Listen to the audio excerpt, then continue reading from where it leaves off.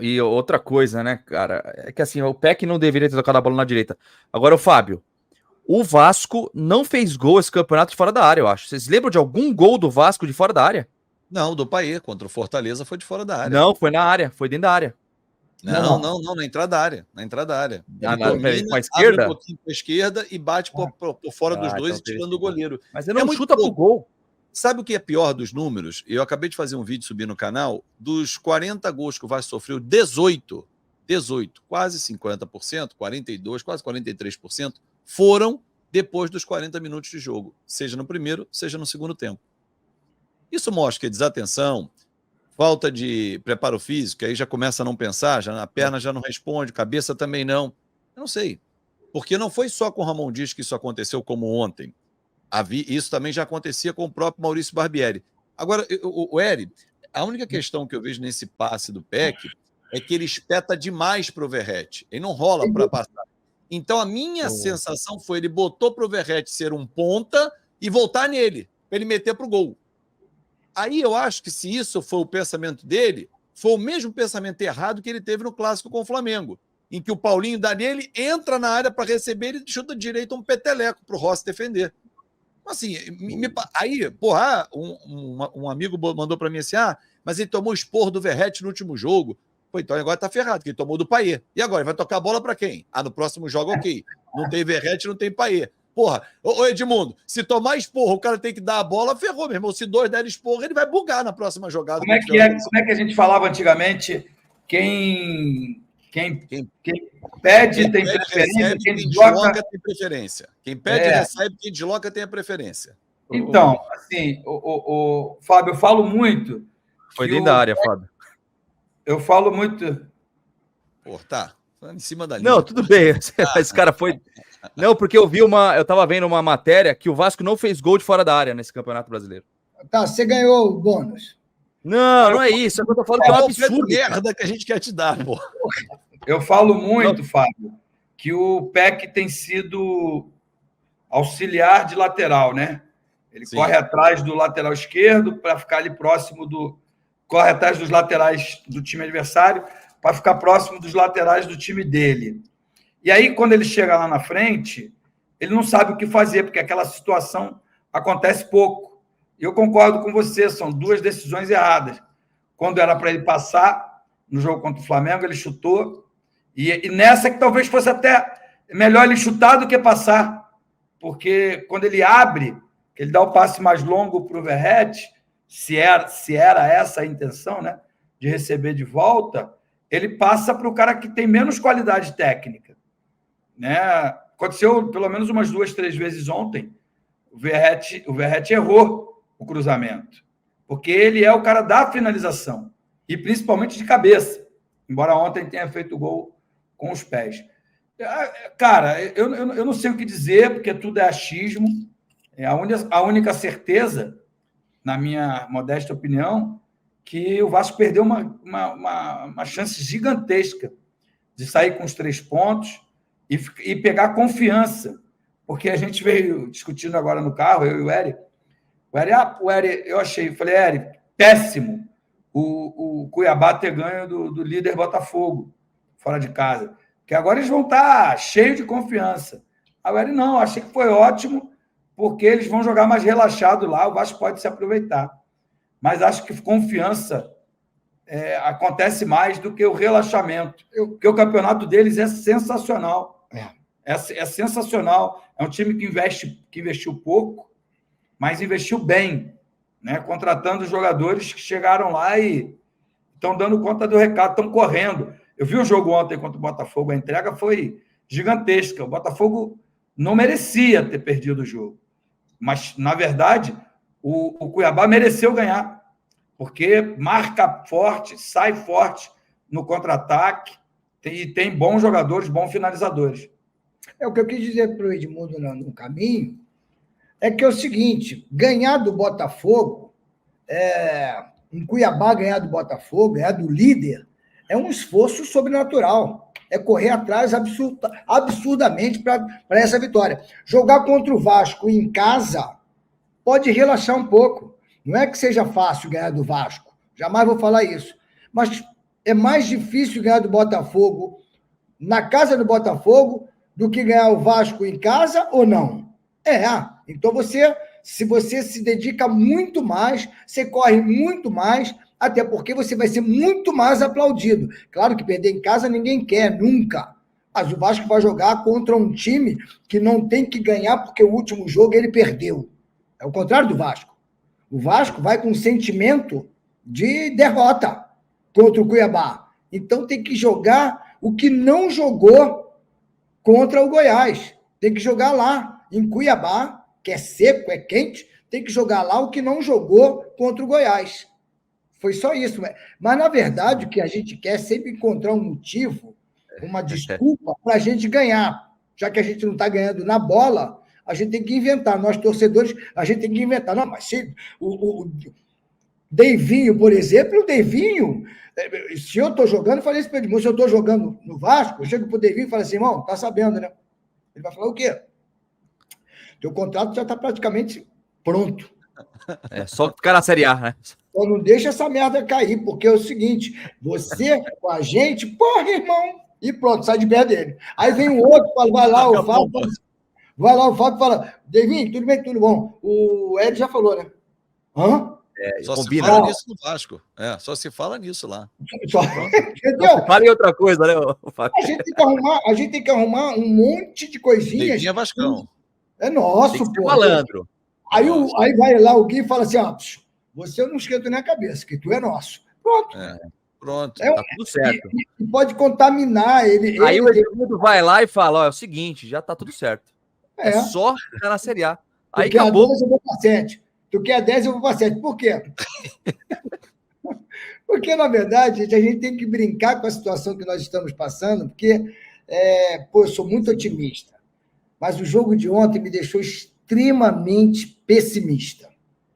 Extremamente. Porque, cara, eu nunca vi uma partida tão fácil de se vencer. Falando sério, uma partida muito fácil de se vencer. Aquele 1-0, ele podia permanecer 1-0 até o final, porque era fácil de segurar a bola, era fácil de tocar do meio para lá, para frente. Era fácil tocar a bola porque o Goiás, o time do Goiás, com todo respeito, repito, não oferecia perigo.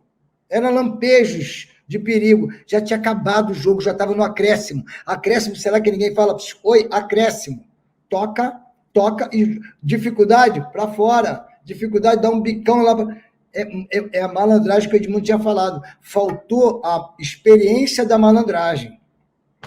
Vocês concordam que na saída do Maicon, por exemplo, não era muito mais fácil ter trazido o Robson para a zaga, que aí a gente está falando de experiência, e colocado o Paulo Henrique, que é outro jogador mais experiente na lateral, ao invés de botar o garoto Zé Vitor? Fábio, a minha única dúvida é se realmente o Paulo Henrique tenha condições de jogo. Porque no último jogo ele sentiu uma fisgada. Ele estava no banco, né? Mas no banco, hoje em dia, como o Edmundo falou, hoje em dia todo mundo vai para o banco. Pode ficar vai para o banco, né? Vai para o banco, fica lá uma galera. Então ele podia estar no banco sem condições de jogo. Porque realmente, aí não, aí a gente fica louco. Ter um Paulo Henrique, que vinha jogando bem pra caramba, ele está no banco, ele tem condições e não entra, aí realmente... Porque assim, o primeiro tempo dele, eu entendi que ele quis deixar 4 zagueiros mesmo, né? Tanto que o Léo foi fazer um zagueiro pela esquerda e liberou o Piton para uma segunda linha, que o Piton ficou totalmente perdido, ele não conseguiu se achar no campo, né? O Alex Teixeira, para pensar o jogo, não dá. Ele não consegue também se encontrar, enfim. Aí ficou o Jair, cabelinho novo lá, raspou, mas o futebol daquela mesma velocidade, também nada. Ou seja, ninguém pensou o jogo no primeiro tempo. Aí o Serginho, barata voa. Lá na frente ele não conseguiu. Onde é que eu jogo? Aí o primeiro tempo passou, beleza. Vamos para o segundo tempo, tá 0-0. Porra, agora tem a chance de organizar o time. Aí ele começa a mudar um pouco a estratégia. A gente consegue fazer o primeiro gol, sai na frente. O juiz foi rigoroso na expulsão do Verratti? Acho que sim. Acho que a expulsão do Verratti foi muito rigorosa. O primeiro amarelo foi o problema, né? Eu acho que os dois, sabia? O segundo também não sei se ele é uma subida, ele não faz o gatilho, ele não dá a cotovelada, mas a arbitragem, a gente está vendo o show de horror. O Daronco ontem inventou um pênalti e hoje, para piorar, a comissão de arbitragem da CBF disse que estava correta a interpretação, né? E o Não Daronco dá. que inventa pênalti toda hora, sempre contra os times que não pode ou a favor, enfim, aquelas confusões todas. Mas, enfim, foi para o saco. Agora, tem algo preocupante aqui, senhores. Goiás está na nossa frente, Santos e Bahia. Nós já enfrentamos os 3 times 2 vezes, lá e cá. 18 pontos disputados contra eles. Sabe quantos nós ganhamos? 2. E o Goiás pega o Santos também, hein? Na Serrinha também, o Santos. Ainda tem jogo confuso ali entre eles, né? Mas amanhã, por exemplo, o Bahia pega o Fluminense com reserva do reserva. O Sub-17 vai jogar. O Fluminense está nem aí para esse jogo. Então o Bahia tem tudo para vencer. Mas tem Goiás e Santos. Ainda vai ter. O Vasco pega ainda o Cruzeiro mais na frente. O problema não são os outros, o problema é o Vasco. Que os outros podem ajudar. Se o Vasco não ganhar. Hoje, ó, olhando, eu olhei a tabela aqui. Agora eu não vou lembrar todos. Eu sei que o Atlético Paranaense recebe o Santos. O Santos ainda tem jogo clássico contra o São Paulo. Ah, o São Paulo não quer mais nada. Não é assim, não. São Paulo não estava conseguindo ganhar nenhum jogo fora.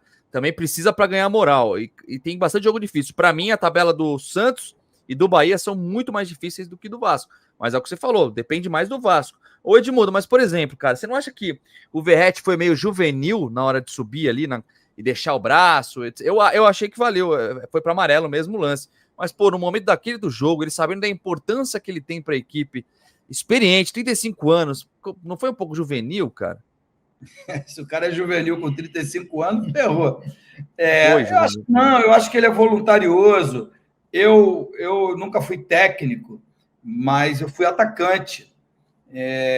Não é o caso, né? Porque a falta, o segundo cartão, o primeiro e o segundo cartão, ele tomou lá na posição dele. Mas você vê quantas vezes ele vai lá atrás, brigar, lutar lá atrás. Se você olhar, os outros times não fazem isso. Podem até ser reativos, podem até jogar de contra-ataque. Mas o centroavante, no jogo contra o Inter, não, um menino chamado Caleb, do América Mineiro, sei lá. Caleb acho que é do América. Pode ser do América? O moleque deu uma caneta nele, vocês lembram desse lance? Nossa.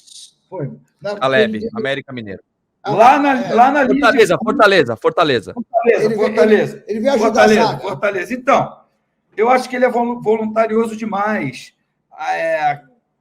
Tem vontade demais. E atacantes que têm vontade demais para defender, não é o caso de ontem, tá? Porque ontem os dois cartões que ele tomou foram lá na frente. Mas atacantes tem que atacar, gente. Já tinha muita gente para defender ontem. Não precisava o Peck lá atrás, o Serginho lá atrás, Alex Teixeira lá atrás, o próprio Verratti lá atrás. Parece que o Vasco joga por uma bola, consegue aquela bola, talvez aí por isso os números que nos arrepiam, né, que o Fábio trouxe, de tomar gols nos minutos finais. Porque nos minutos finais, o Vasco está todo recuado, todo lá atrás, só se defendendo. Talvez ontem o grande pecado foi não ter a vontade de fazer o segundo gol. Né? Porque se faz o segundo gol, você pode até tomar o gol do Matheus Babi, que entrou muito bem, puxou uns contra-ataques, deu trabalho na defesa e foi premiado com um bonito gol. Um gol até que o Léo Jardim não pôde fazer nada. Mas, assim, sinceramente, cara, a arbitragem é ruim, mas acho que ele facilitou, ele subiu com o braço aberto. É interpretativo até, pode ter sido rigoroso, enfim, o árbitro pode ter sido rigoroso, mas sei lá, cara, não pode ser esse detalhe. Tem outros detalhes. O Vasco não jogou o primeiro tempo. Tá bom a 0. O Vasco não jogou o primeiro tempo, o Vasco fez 1-0, depois não teve competência para fazer o segundo. Gente, desperdiçou várias oportunidades. Então, não é só. E outra coisa, tem que ter um plano B. O que acontece se eu tiver um jogador expulso? Eu já contei uma história, deixa eu contar, o Fábio já sabe, conhece de cor e salteado. Não vou nem falar o nome dele, mas foi meu técnico no Palmeiras. Para mim, foi um dos piores que eu já tive. Mas nós jogamos um jogo lá no Parque Antártica, no meu retorno em 2006, e a Ponte Preta fez 2-0 na gente em 15, 20 minutos do primeiro tempo. Aí, num lance lá, o atacante, o Enilton, foi derrubado, foi pênalti e o zagueiro da Ponte Preta foi expulso. Eu bati o pênalti, fizemos o gol. Quando deu ali para os 43, 44 do segundo tempo, do primeiro tempo ainda, 42, nós empatamos 2-2. Qualquer um ia pensar assim, cara, estamos com um jogador a mais, temos todo o segundo tempo para ganhar. Aí o técnico, volta, vai lá, volta. A gente voltou com 46 do primeiro tempo ainda, a gente fez o 3-2. A Ponte Preta voltou no segundo tempo com 2 linhas de 4, só um jogador à frente, eles não passavam do meio-campo, o jogo terminou 3-2. A gente só se aproveitou, quis contar o seguinte, da desorganização da Ponte Preta naquele primeiro tempo. Quando foi para o vestiário, eles se organizaram. Então, você deve ter vida inteligente. Estou citando um exemplo. Ele ontem não teve tempo de se organizar, porque teve a expulsão e 2 minutos depois tomou o gol. Mas você tem que ter isso treinado dia a dia. Se a gente perder um atacante e o jogo tiver com resultado bom para a gente, fazer 2 linhas de 4, deixa só um cara ali na frente para um possível contra-ataque. Não, o Vasco, depois da expulsão, ficou completamente desorganizado. E outra coisa, para terminar, terceira expulsão em 2 jogos. Os nervos também precisam estar um pouco mais tranquilos para poder ganhar os jogos. Deixa eu colocar a galera para participar. Pode falar. Eu tentei interromper o Edmundo para falar uma coisa. Independentemente da expulsão, estava 1-0 Vasco. Se o Verratti tentou uma falta ali para segurar mais o jogo, não sei se foi essa a intenção, só que a falta foi um pouco mais perigosa e ele acabou ganhando o amarelo, que não merecia, mas eu merecia, não importa. O que eu acho é que não poderíamos ter deixado na cabeça de cada um passar em branco a situação de estarmos já nos acréscimos. Porra, meu irmão, sofrer um gol nos acréscimos, você necessitado da vitória, isso, sinceramente, é imperdoável. Não é treinador, não é... Meu irmão, é jogador de futebol. O nosso time não é de jogadores jovens. O nosso time é de jogadores experientes. É de falar, meu irmão, estamos nos acréscimos. Vamos segurar a bola. A dificuldade, joga para fora. Mas isso é covardia. Covardia é perder. Covardia é deixar eles empatarem. Isso, cara, para mim é assim, na boa. Tudo tem uma desculpa. Perder do jeito que nós perdemos, porque para mim foi derrota ontem, não tem como. Os acréscimos, não.